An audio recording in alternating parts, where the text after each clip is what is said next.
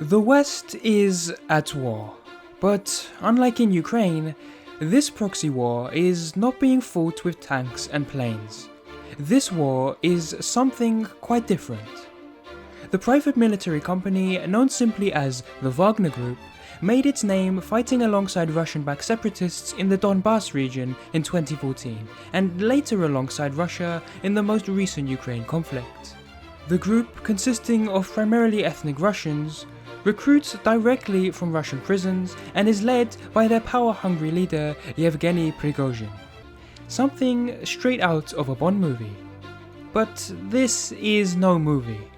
Wagner, like many other mercenary groups, is in theory an apolitical for-profit organization who ultimately works for the highest bidder.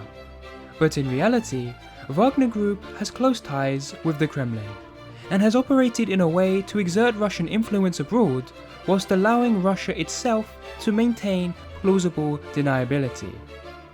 Although up to 50,000 men strong, the group currently has 5,000 fighters in various countries within the Sahel region of Africa, as it seeks to spread pro-Russian propaganda within the region, gaining the hearts of the people while securing key mineral deposits at the same time, giving Russia unbridled access to these resources. From Mali to Sudan, the group is laying down the foundations to create a confederation of African states, as a leaked US intelligence document suggests. But the West will not give up their former colonial ties this easily, meaning that a new proxy war could be emerging in Africa, and the Wagner Group could just be getting started.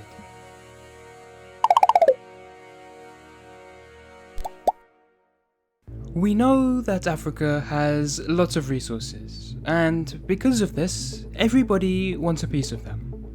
Whether it's Europe's past colonial ties, China's neo-colonial Belt and Road Initiative, or just countries' general influence within the region, the world knows that its future development is partly reliant on the back of minerals within Africa. It's therefore no coincidence that many countries have foreign military bases around the continent.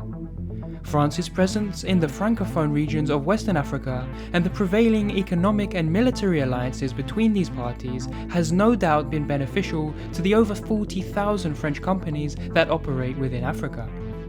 Similarly, Chinese investment into countries like Ethiopia and Kenya have strengthened relations between these parties, with China building one of its only foreign military bases in Djibouti in 2016, protecting interests in the nearby Chinese-operated port of Dar es Salaam. But Russia's seat at this table hasn't quite been the same.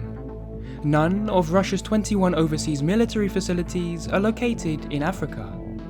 Russia doesn't fund billion-dollar projects in the region like China, nor do they have the historical ties with much of the region like Europe. Instead, Russia is expanding its reach using a much more underhanded approach.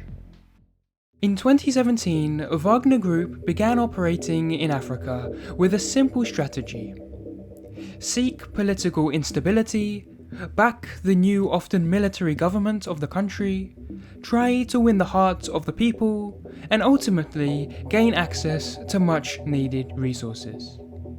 The earliest reports of the group operating in Africa were in Sudan, where the group began supporting each government that gained power, in exchange for an array of mining concessions.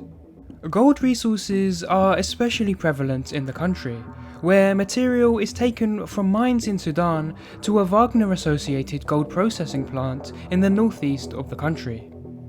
Reports suggest that the group has agreements with the country's military leadership to smuggle this gold out of the country in exchange for providing support to the leadership, therefore bypassing the various taxation systems of the state. Sources claim that around 90% of Sudan's gold production is being smuggled out of the country in this way, amounting to billions in lost government revenue.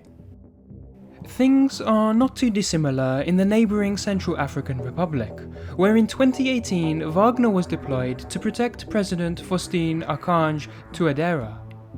At the time, nearly 1,500 Wagner troops were reported to be in the country, to protect mines, support the government, and provide personal protection to key members of the country's leadership. Within the country, Wagner has been controlling Diamville, a diamond trading company, and Midas Resources, who control the controversial Dasima gold mine. This mine has changed hands numerous times, but was taken over by Wagner Group in 2018 and has since become the nation's only industrial gold mine. More recently, in Burkina Faso and Mali, the new junta leaderships appear to be more open to working with Wagner to fight jihadist groups, as opposed to the French troops that were previously operating in the region. In Mali, the initially pro-France leader Assimi Goïta has now turned to Russia through signing military contracts with them and allowing the deployment of Wagner troops in the region.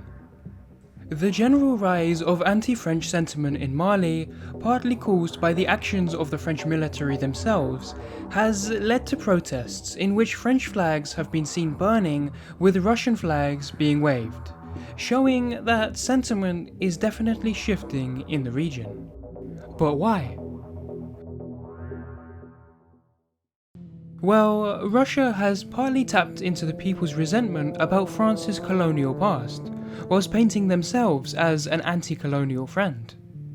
But Russia's attempt at influencing the region goes deeper than this. Russia often releases pro-Russian cartoons across West African social media circles, shows screenings of the Russian action film The Tourist in the Central African Republic, depicting Wagner Group as being the heroes of the day, as well as erecting statues of Wagner Group fighters defending civilians of the country. These are the soft attempts to win over the people. But whilst many are not happy with French influence in the region, the presence of Wagner may not be any better. Besides the smuggling of many countries' natural resources, the group of mercenaries are behind a series of atrocities in the region, where the murder of innocent civilians for the gain of resources is commonplace and considered acceptable. The recent coup in Niger and subsequent threats to the democratically elected pro-France president of the country is not just a threat to the country's leadership, but a threat to the West itself. Key mines in Niger provide around 20% of Europe's uranium imports, whilst France, Germany and the US all have a military presence within the country. The change of leadership may pose an opportunity for Wagner to swoop into the country as they have done with many others, further cementing their position in the Sahel region. But the West may not give up so easily. In addition to their 2,500 troops stationed within the country, they have key support from the West African ECOWAS alliance, who has threatened military intervention if the junta do not give back power to the democratically elected government. How much pressure the West puts on the junta running Niger may signify how much they are willing to oppose Russian influence in the region. What has been easy pickings for Wagner so far may not continue. But the established position that Wagner is forming in Africa does give them more of a grasp when it comes to leveraging their political power in the Kremlin. This proxy war is one that Russia has been able to fight whilst maintaining a safe distance without getting their hands dirty. But how long can this position be maintained? If you enjoyed this video and want to see future videos on a wide range of topics covering energy, geopolitics and our world, subscribe to our channel and press the bell icon to be notified of future videos.